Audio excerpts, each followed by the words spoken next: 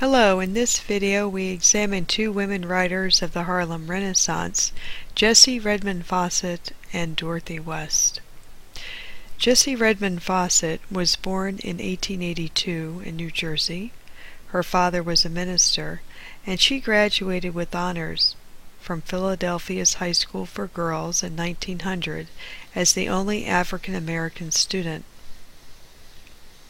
At first she applied to Bryn Mawr, but rather than accepting her as a student, the college helped her to obtain financial aid to attend Cornell. At Cornell, she studied classical languages and was elected to the Honor Society, the Phi Beta Kappa. In fact, she is the first African American to be accepted into that honor society. After she graduated from Cornell, she taught for a few years in Washington, D.C., and then in Baltimore. But in 1919, W.E.B. Du Bois asked Fauset to move to New York City to accept the position of a literary editor of the magazine The Crisis, which was the official magazine of the NAACP. Also during this time, she received a M.A. from the University of Pennsylvania, and then later in 1929 got a certificate from the Sorbonne. Fauset is most remembered for her work at The Crisis as an editor. She published the works of Harlem Renaissance writers such as Countee Cullen and Langston Hughes, and garnered the nickname, quote, the midwife of the Harlem Renaissance. In addition to editing the magazine, she did contribute some of her own essays and poetry and short stories. In 1920 and 1921, she was also editor of the NAACP's magazine for children called The Brownies Book. Interestingly, much and not surprisingly, much of the credit for her work as an editor at The Crisis and even with the Brownies Book was given to W.E.B. Du Bois. Unfortunately, during her time as an editor, she received only a small amount of recognition. Now, though, she is recognized and remembered for her success as a writer, an editor, and even as a translator. She died in 1961 in Philadelphia. Our next writer, Dorothy West, also came from a solidly middle-class background. She was the daughter of an ex-slave who had become a successful Boston businessman, and really achieved success as a very young child. She published her first short story in the Boston Post when I believe she was 9 or 10, and then submitted a short story to the Opportunities magazine. They had a competition and won. Her story, The Typewriter, which we are reading, was published in 1926. And it garnered her a lot of attention.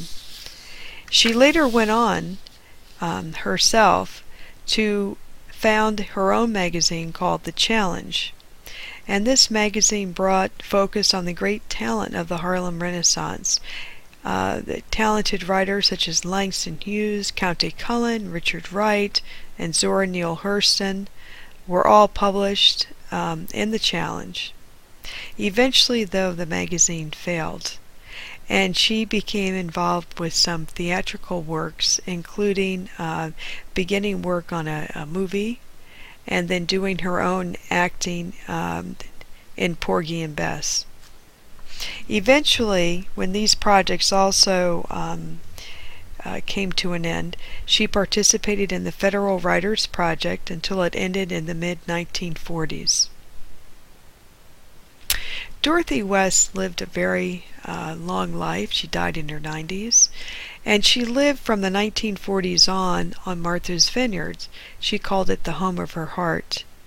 She lived with her mother and her aunt, and she said that she really wanted to live there to escape the noise and distractions of the city, primarily Boston and New York. Some people have said that's also because it was less expensive to live on Martha's Vineyard. Her summer cottage was not really outfitted for year-round living, and she wrote somewhat humorously of dealing with frozen water pipes and other inconveniences.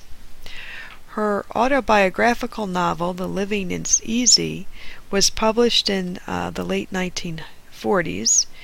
However, it got a chilly reception, and Dorothy West dropped off the radar much in the way that Zora Neale Hurston did.